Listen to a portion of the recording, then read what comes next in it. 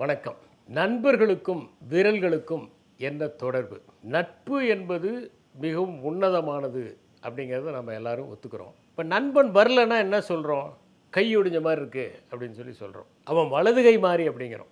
இடது கை பழக்கம் உள்ளவங்க கூட தான் நண்பர்களை இடது கை மாதிரின்னு சொல்கிறது இல்லை, வலது கை மாதிரின்னு சொல்கிறாங்க. திருவள்ளுவர் கூட என்ன சொன்னார்னா, உடுக்கை இழந்தவன் கை போல அப்படின்னு தான் சொன்னார். ஏன் சொன்னார்னா, ட்ரெஸ்ஸு அவுந்து போகிற போது டக்குன்னு போய் அதை சரி செய்கிற மாதிரி நண்பன் ஒரு ஆபத்து வருகிற போது உடனடியாக ஓடி சென்று உதவுவான் என்பது மட்டும் அல்ல.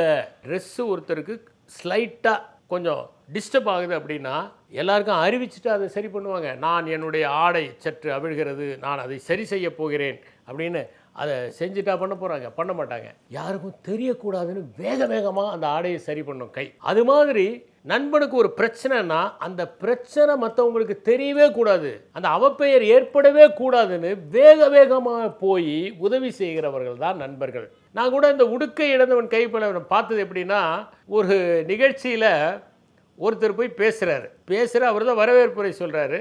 அவர் சொல்லும்போது பொதுவாக ஒரு நிலையில் இல்லை.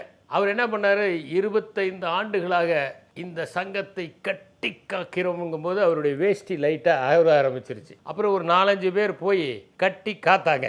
ஏன்னா நல்ல வேளை அந்த போடியம் இருந்ததுனால அது தெரியல. அப்போ தான் இந்த உடுக்கை இழந்தவன் கை போல பற்றி எனக்கு தெளிவாக புரிஞ்சுது. இப்போ நட்பு என்பது மிகவும் உன்னதமான ஒன்றாக கருதப்படுகிறது. நீங்கள் பார்த்தீங்கன்னா நண்பர்கள் எப்படி இருக்கணும் அப்படிங்கிறதுக்கு 3 விதமான நண்பர்களை பற்றி அரிஸ்டாட்டில் கூறியிருக்கிறார். நிக்கோமேக்சியன் எத்திக்ஸ் அப்படின்னு ஒரு புத்தகம். அதில் என்ன சொல்கிறாருன்னா, சில நண்பர்கள் ஒருத்தருக்கு ஒருத்தர் மியூச்சுவலாக ஹெல்ப் பண்ணிக்குவாங்க. ஒரு உதாரணத்துக்கு, நீ மேக்ஸ் புக்கை கொடு, நான் சயின்ஸ் புக்கை கொடுக்குறேன். இந்த மாதிரியான ஒரு பரஸ்பரமான ஒரு ஹெல்ப். அவருக்கு ஒன்று தேவைப்படும், உங்ககிட்ட இருக்கிறது ஒன்று தேவைப்படும் அவருக்கு.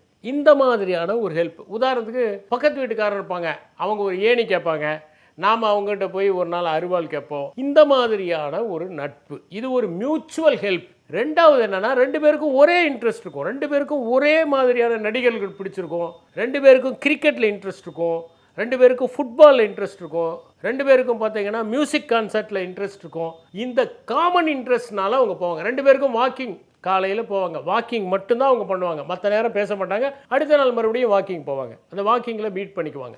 இது என்னன்னா, ஒருத்தருக்கு ஒருத்தர் உதவுவதல்ல, இருவரும் ஒரே மாதிரியான ஆர்வம் கொண்டிருப்பதால் நட்பால் இருப்பது. 3வது என்ன சொல்கிறேன்னா, வெறும் அட்மிரேஷன். அவருக்கு உங்களை பிடிக்குது, எதுக்காக தெரியாது, உங்களை பிடிச்சிருக்கு, உங்கள் குணத்துக்காக பிடிச்சிருக்கு, எதுவுமே எதிர்பார்க்கல. உங்களோட வாக்கிங் வரமாட்டார், உங்களோட மியூசிக் கன்சர்ட் வரமாட்டார், ஆனால் உங்களை பிடிக்கும். எங்கேயாவது பார்த்தானா ரொம்ப சந்தோஷமாக ஆத்மார்த்தமாக பேசுவார். ஏதாவது ஒரு உதவி என்னைக்காவது நீங்கள் போய் கேட்டிங்கன்னா அவர் எல்லா விதமான ரிசோர்ஸஸையும் மொபிலைஸ் பண்ணி பண்ணுவார். அப்படிப்பட்ட ஒரு நண்பர், ஒரு ஆத்மார்த்தமான நண்பர். நண்பர்கள்லேயே பல விதத்தை சொல்லுவாங்க. நெடுநாளைய நண்பர், பள்ளிக்கூடத்துலேருந்து சில பேர் பழகுவாங்க, ஆனால் ரொம்ப பெரிய ஒரு ஒன்றுதல் இருக்காது. சில பேர் பார்த்தீங்கன்னா நெருக்கமான நண்பர்களாக இருப்பாங்க, நிறைய விஷயங்களில் ஒன்றா செஞ்சுக்கிட்டு இருப்பாங்க, ஆனாலும் அவர்கள் ஆத்மார்த்தமாக இருக்க எப்பயாவது பேசுவாங்க, ஆனால் பார்த்தீங்கன்னா உங்களுக்காக உயிரையே கொடுப்பாங்க. அப்படிப்பட்ட நண்பர்கள் இருப்பார்கள். அந்த மாதிரி நண்பர்களை பற்றி நம்முடைய இலக்கியத்தில் படிக்கிறோம், நம்மளுடைய இதிகாசங்களில் படிக்கிறோம், நம்முடைய வரலாற்றுலையும் படிக்கிறோம். இந்த மாதிரி இருக்கிறவங்கலாம் டேமன் அண்ட் பித்தியாஸ் அப்படின்னு ஒரு புனைவியல் உண்டு, எப்படி நண்பர்கள் இருப்பாங்கன்னு சொல்லிட்டு. இப்போ இந்த நண்பர்களுக்கும் விரல்களுக்கும் என்னென்னா, விரல்களை பற்றி போப் பிரான்சிஸ் அந்த வழிபாட்டுக்கும் விரல்களுக்குமான தொடர்புகளை பற்றி சொன்னதா ஒரு தகவல் உண்டு. அவர் சொல்லலை, ஆனால் அந்த தகவல் ரொம்ப சுவையானது. எப்படின்னா, நம்ம வழிபடுகிற போது இந்த 5 விரல்களையும் வைத்து தான் நம்ம வழிபடுறோம். அப்படி எப்படி வழிபடணும் அப்படிங்கிறது சொல்லும்போது, இந்த கைகளில் இருக்கக்கூடிய இந்த கட்டை விரல் தான் ரொம்ப க்ளோஸாக இருக்குது. வணங்கும் போது நமக்கு க்ளோஸாக இருக்கிறது கட்டை விரல் தான். அப்போ நீங்கள் வணங்கும் போது யாரெல்லாம் உங்களுக்கு ரொம்ப க்ளோஸாக இருக்காங்களோ அவங்களுக்காக ஃபஸ்ட்டு வணங்கணும். யார்? ஃபேமிலி, ஃப்ரெண்ட்ஸ், இவங்களுக்காக வணங்கணும். அடுத்தது எது இருக்குது? இண்டெக்ஸ் நம்பர், இண்டெக்ஸ் ஃபிங்கர் எதுக்கு மாதிரி யாரெல்லாம் உங்களுக்கு வழிகாட்டுகிறார்களோ, யாரெல்லாம் உங்களுக்கு கைட் பண்ணுறாங்களோ அவங்களுக்காக வணங்குங்க. 3வது இந்த லாங் ஃபிங்கர். அப்போ அவர் என்ன சொல்கிறாருன்னா, உங்களுக்காக வணங்குங்க, உங்கள் நலனுக்காக, உங்களுடைய ஆரோக்கியத்துக்காக, உங்களுடைய செழுமைக்காக, செழிப்புக்காக வணங்குங்க. அடுத்தது என்னென்னா, இந்த மோதிர விரல் இருக்க, இதுதான் இருக்கிறதுலேயே வீக்கான விரல், ரொம்ப வீக்கான விரல் நம்ம கையில். இதுதான் வீக்காக இருக்கிறதுனால தான் அதுக்கு மோதிரம் தேவைப்படுது. அதனால் டயன் அக்கர்மன் சொல்லுவாங்க, ஏன் இதில் மோதிரம் போடுறாங்கன்னா இதுலேருந்து ஒரு நர்வு வந்து ஹார்ட்டுக்கு போகுதாம். அதனால தான் இந்த திருமணத்தின் போது நான் இதயத்தையே தொடுகிறேங்கிறதுக்காக தான் இந்த மோதிரம் போடுறாங்கன்னு அவருடைய அந்த புத்தகத்தில் எழுதியிருப்பாங்க, காதல் பற்றிய ஒரு புத்தகத்தில். யாரெல்லாம் பலவீனமானவர்களோ அவர்களுக்காக பிரார்த்தனை செய்யுங்க. அடுத்தது, யார் உங்களோட கூடயே இருக்கிறாங்களோ, பிரியாமல் இருக்கிறாங்களோ அவங்களுக்காக நீங்கள் பிரார்த்தனை பண்ணுங்க அப்படின்னு போப் பிரான்சிஸ் சொன்னார். இதை நம்ம நட்புக்காக விரல்களோட தொடர்பு படுத்தி பார்த்தா எப்படி இருக்கும்? இப்போ இந்த கட்டை விரல்ங்கிறது என்ன? நம்முடைய அடையாளம். இந்த கட்டை விரல் தான் ரொம்ப முக்கியம். ஏன்னா கட்டை விரல் இல்லைன்னா நம்மளால் செயல்பட முடியாது. அதனால தான் துரோணர் ஏகலைவனுடைய கட்டை விரலை வாங்குறாரு. கட்டை விரல் தான் அடையாளம். கட்டை விரலுக்கு இருக்கிற இன்னொரு சிறப்பு என்ன தெரியுங்களா? இந்த விரல் தான் எல்லா விரலோடையுமே பொருந்தும். அதனால் இது அப்போசபிள் தம்ங்கிறாங்க. மனிதனுக்கு மட்டும்தான் இந்த கட்டை விரல் இவ்வளவு வசதியாக எல்லா விரலோடையும் பொருந்துது. எல்லா விரலோடையும் பொருந்துறதுனால தான் நாம் எல்லா விதமான காரியத்தையும் செய்கிறோம். சாஃப்டான காரியத்திலேருந்து ஒரு ஹார்டான காரியம் வரைக்கும் செய்கிறதுக்கு இந்த அப்போசபிள் தம் தான் உதவியாக இருக்குது. அதில் உங்களை அடையாளப்படுத்தக்கூடிய நண்பர்களை வச்சுக்கோங்க. அவங்களோட சேர்ந்தா உங்களுக்கு ஒரு கௌரவம் கிடைக்கும், உங்களுக்கும் நல்ல மேன்மை கிடைக்கும், உங்களுக்கும் அறிவு பெறுவதற்கான வாய்ப்புகள் கிடைக்கும். இப்போ உங்களை விட படித்தவங்க, உங்களை விட மேன்மையானவங்க, உங்களுக்கு நிறைய கற்றுக் கொடுக்கக்கூடியவங்க, அப்படி மேன்மையாக ஒரு அடையாளத்தை கொடுக்கக்கூடியவர்களை. இன்னொன்று என்னென்னா, கட்டை விரல் எல்லா விரலோடையும் பொருந்துவது மாதிரி உங்கள் எல்லா நண்பர்களோடையும் பொருந்துகிறவர்களாக அவர்கள் இருக்கணும். இப்போ சில டைமில் 2 நண்பர்கள் இருப்பாங்க, ஆனால் ஒரு நண்பர் வந்து இன்னொரு நண்பரோட பேச மாட்டார். அப்படி இல்லாமல் எல்லா நண்பர்களோடையும் பொருந்துகிறவர்கள், அப்படி சில நண்பர்களை வைத்துக் கொள்ளுங்கள். ரெண்டாவது, இண்டெக்ஸ். இவங்க வழிகாட்டுவாங்க, அவ்வளோதான். கூடியெல்லாம் வர மாட்டாங்க. பட் ஏதாவது ஒரு கைடன்ஸ் வேணும்னு போய் கேட்டிங்கன்னா, இப்படி செய்யாதீங்க, இப்படி செய்யுங்க, அதான் உங்களுக்கு நல்லது, உங்கள் நல்ல பேருக்கு அது உதவியாக இருக்கும், இதில் இன்வெஸ்ட் பண்ணுங்கள், இந்த கோர்ஸ் படிங்க, அப்படிலாம் உங்களை கைட் பண்ணுவாங்க. அப்படிப்பட்டவர்களை நண்பர்களாக வைத்துக் கொள்ளுங்கள். மூணாவது என்னென்னா, எல்லா டைமும் இவங்க பத்தாது, வலிமையான நண்பர்களும் தேவை. சில பிரச்சனை வந்தால் மற்றவங்களாம் ஓடி போயிடுவாங்க. வலிமையான நண்பர்கள், நடுவிரலை போல வலிமையான நண்பர்களையும் வைத்துக் கொள்ளுங்கள். ஏதாவது ஒரு ஆபத்துனா, உங்களுக்கு ஏதாவது பிரச்சனைனா அவங்க தான் வந்து பக்கத்தில் வந்து தொட்டுப்பாரு பார்க்கலாம் அப்படி நிற்கக்கூடிய சில நண்பர்கள் உங்களுக்கு தேவை.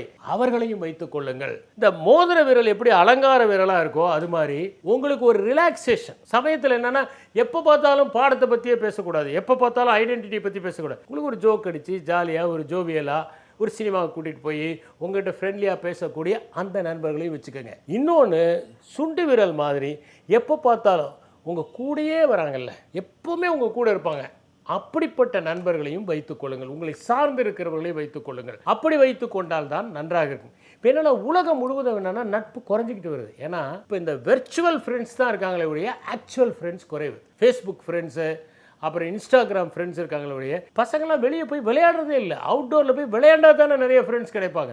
மிகவும் குறைவான நண்பர்கள் தான் நிறைய பேருக்கு. உலகம் முழுவதும் இந்த ஃப்ரெண்ட்ஷிப் ரெசெஷன் ஏற்படுதுன்னு சொல்லியிருக்கிறாங்க. அதுலேயும் இப்போ அமெரிக்காவில் 12% பேருக்கு பார்த்தீங்கன்னா க்ளோஸ் ஃப்ரெண்ட்ஸே இல்லையா.